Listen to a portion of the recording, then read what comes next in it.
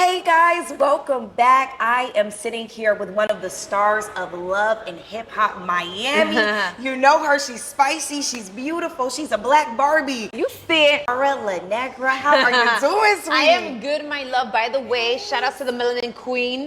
Okay, I love this color. I love everything that's happening. You're glowing. Thank you. And thank you so much for having me. Yes, for sure, for sure. Both of us. So Yeah. I want to definitely talk about how you have been the star on Love and Hip Hop, right? You're in TV, Yes. but you have like made a transition that I Yes. think a lot of my audience will be interested in, and that's getting into real estate. Yes, yes. And so I want to know all about it. What kind of like made you get more into real estate, and what are you doing in real estate right now? Okay, so I'll tell you this much. This goes a couple of years back. At one point in life, I used to be homeless.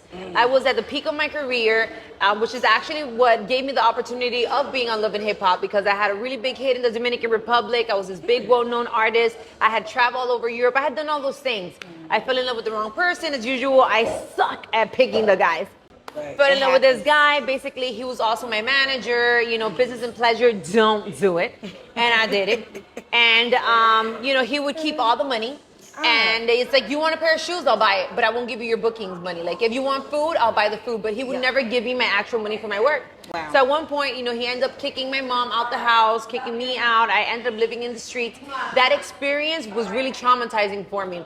I ended up living in my car for 3 months in front of Walmart and McDonald's. I would go 24 hours and wash up with wipes. I was embarrassed for anybody to know that I was really struggling. I was going through it. People automatically assume that because you're pretty or good looking or whatever, that you should have just, figured it out. And I just wasn't raised like that. And I'm very prideful. So I'd rather give me work. I will work for my food. Don't make me do things that's gonna humiliate me or make me feel some type of way. Absolutely. So that experience really got into my head, and I promised myself that I would never be homeless again. When I was 28, I saved up my money and I bought my home now, which is I actually gave it to my mother, but it's it's my home. It's my daughter's home. And it's a 7-bedroom, 6-bathroom in Miami. It's a beautiful mansion. I'm very grateful. I worked very hard and I'm very focused. Yep. And then I understood that once I was given the opportunity of working, I promised that I was going to be wise with my money. So I saved my money. And during the pandemic, I realized, you know what, you're here today and you don't know what can happen tomorrow. There was no bookings. There was no shows. There was nothing happening. So I decided to really start looking at YouTube videos and just trying to get myself informed on how can I start buying properties. I went to the Dominican Republic. I bought 3 apartments off the rip. Definitely got screwed over. Really? They stole me like $80,000. No I way. went with the wrong people because, in the beginning, you may mess up like I did. Were you purchasing these properties or were you renting them? No, I was purchasing them. Okay. And I purchased one. I did construction on it. I bought 1 floor. Ended up doing 2 more floors. Jacuzzi for 12 people. Master bedroom, walk-in closet. Like, I had never even done construction. But I was like, you know what? Let me just get into it. I did it. I was a little bit scared, but in order for you to grow, you have to be in an uncomfortable space. Oh, that's a bar. Hold on. Did y'all hear that? Did you catch that? You do. Yes. You have to be uncomfortable and you have to be a risk taker. If you don't take risk, you will always be just one more, you'll be basic like everybody else. That's the truth. It sounds terrible, but in order for there to be bosses, you need to have employees. In order for there to be, poor people, unfortunately, if there's poor people, there's rich people. It's just the balance in the way of life. Yeah. So you have to be willing to take risks. I saved my money. I went and I invested. I made the wrong investments, but those wrong investments taught me a lot about the business. Taught me about location. Taught me about the amount of money that you should invest in these properties. It taught me many things. And I ended up just keeping the properties. I resold them. By then, the value had already gone up. And then I reinvested in better properties. Okay. And these better properties, were there in better areas? Yes. Okay. Yes, because location is everything, I was in a beautiful apartment in the hood. Right. Oh no.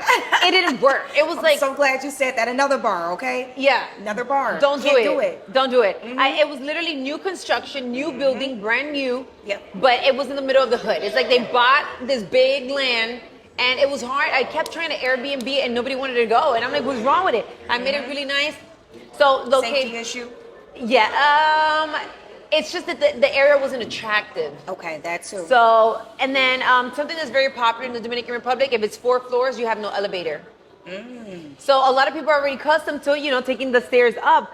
But for the tourists, ain't nobody trying to take those damn stairs all the way up to the 4th floor with all these damn luggages. But the properties were cheaper. I made mistakes. Reinvesting, now I have apartments with ocean view. For example, I bought one in La Esperilla. It's a very, very chic area.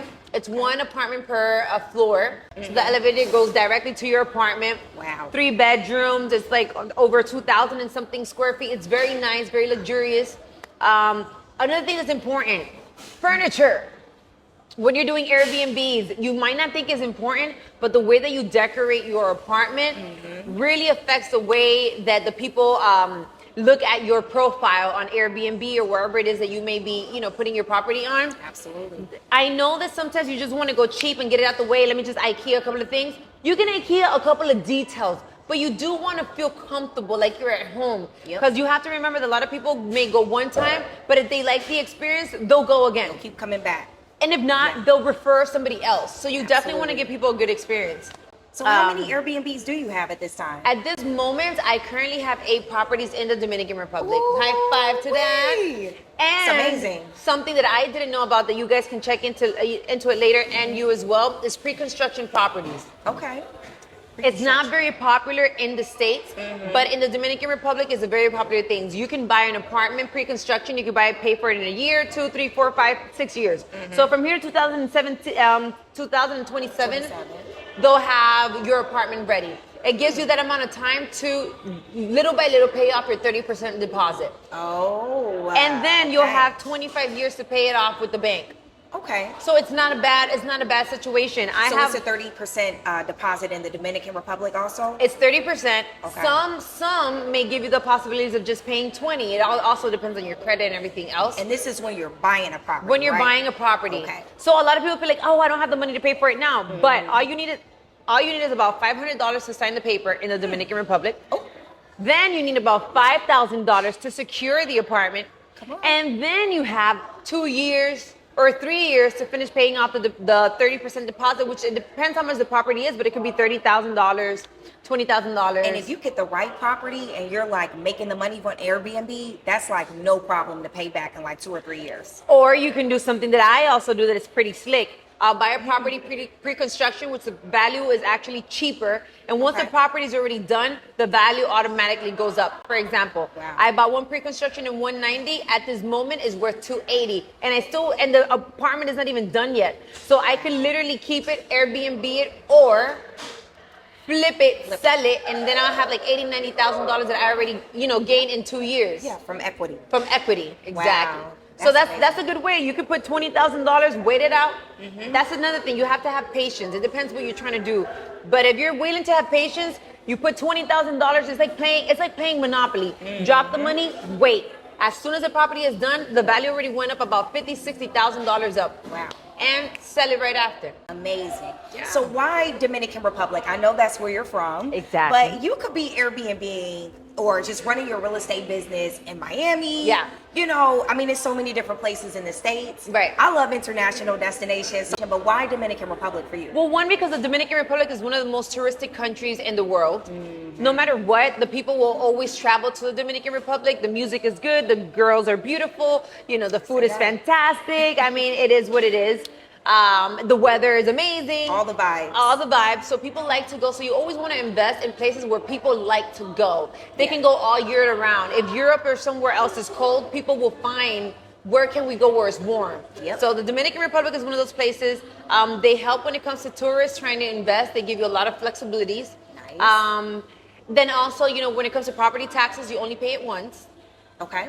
You do it when you're doing the once a closing. year or No, just- you do it one time. Wow. It's a one-time payment when you're doing the closing of the property. That's amazing. And what does it look like, a property tax for that one time? Well, it really depends on the value of the property. But I'm saying it's really not that much in comparison to the States. Once you pay that off, you're done. And then once you pay your property, it belongs to you. So there's no yearly property taxes or anything like that. Like, for example, in Miami, I pay about $20,000 a year every year for my property taxes. Wow.